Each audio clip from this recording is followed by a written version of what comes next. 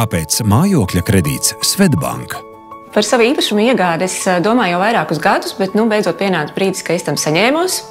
Iegāju sludinājumu portālā, paskatījos kādus 3 vai 4 sludinājumus, un viens no tiem bija šis dzīvoklis, kurā es šobrīd esmu. Pirms tam es jau biju noskaidrojis Svedbank savas kredīta iespējas, līdz ar to man vairs nebija šaubu, vai es to varu atļauties vai nevaru.